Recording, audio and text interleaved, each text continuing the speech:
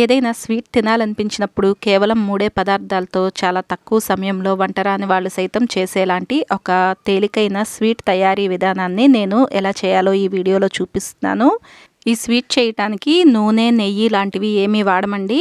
మరి ఈ స్వీట్ ఎలా చేయాలో చూద్దాం. Welcome to Vantalammi. నేను మోనిక. మీరు కనుక ఈ ఛానల్ను మొదటిసారిగా చూస్తున్నట్లయితే తప్పకుండా సబ్స్క్రైబ్ చేసుకోండి. దీనికోసం ముందుగా ఒక గిన్నెలోకి వేడి పాలు అరకప్పు తీసుకోండి.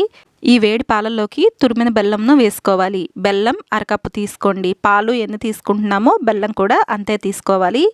ఇలా బెల్లం వేసుకుని ఒకసారి కలిసేలాగా కలుపుకుని మూత పెట్టేసి ఒక పావుగంట పాటు పక్కన పెట్టేసేయండి. పావుగంట తర్వాత మూత తీసి బెల్లం కరిగేంత వరకు స్పూన్ సహాయంతో ఇలా కలుపుకోండి. బెల్లం కరిగిన తర్వాత అడుగు మందంగా ఉండే ఒక ప్యాన్ తీసుకుని బెల్లం కలిపిన పాలను వడకట్టుకోండి.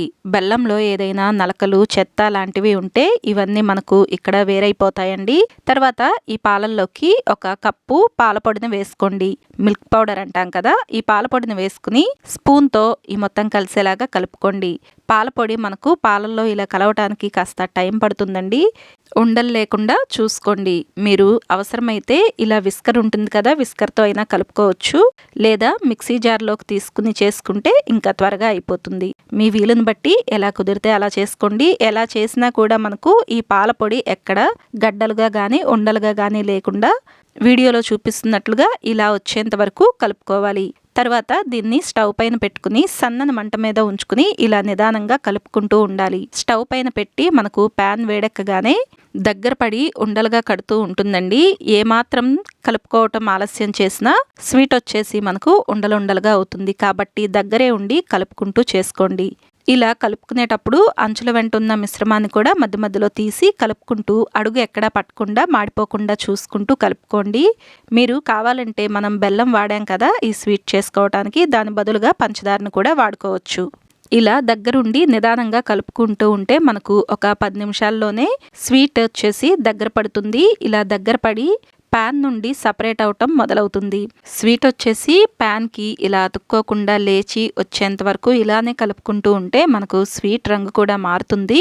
ఈ స్వీట్ చేసుకోవటానికి సన్నని మంట మీదే చేసుకోవాలండి. మంటను ఏమాత్రం పెంచుకున్నా కూడా త్వరగా దగ్గర పడిపోతుంది. మనం కలుపుకునేటప్పుడు గడ్డలుగా కట్టేస్తూ ఉంటుంది. వీడియోలో చూపిస్తున్నట్లుగా ఇలా కలుపుకునేటప్పుడు గరిటతో పాటు లేచి వచ్చేస్తుందంటే మనకు స్వీట్ తయారైపోయినట్టేనండి. అంతవరకు కూడా మీరు నిదానంగా ఇలా కలుపుకుంటూ ఎక్కడ ఉండలు గడ్డలు కట్టకుండా మాడిపోకుండా చూసుకుంటూ కలుపుకోండి. ఇలా స్వీట్ గరిటతో పాటు లేచొస్తూ రంగు మారటం మొదలైనప్పుడు స్టవ్ ఆఫ్ చేసి స్టవ్ పై నుండి దించి పక్కన పెట్టేసుకోండి. పూర్తిగా చల్లారిన తర్వాత ఇలా మీకు నచ్చిన సైజులో కొద్దిగా తీసుకుంటూ ఉండలుగా చేసుకుని వీడియోలో చూపిస్తున్నట్లుగా ఇలా బొటన వేలుతో నిదానంగా నొక్కండి. ఇలాగే మిగిలిన మొత్తంతో కూడా చిన్న ఉండలుగా చేసుకుని బొటన వేలుతో నొక్కుతూ ఇలా స్వీట్ను తయారు చేసుకోండి. అంతేనండి, ఎంతో సులభంగా మనకు ఇంట్లోనే ఒక మంచి స్వీట్ను మనం తయారు చేసుకోవచ్చు.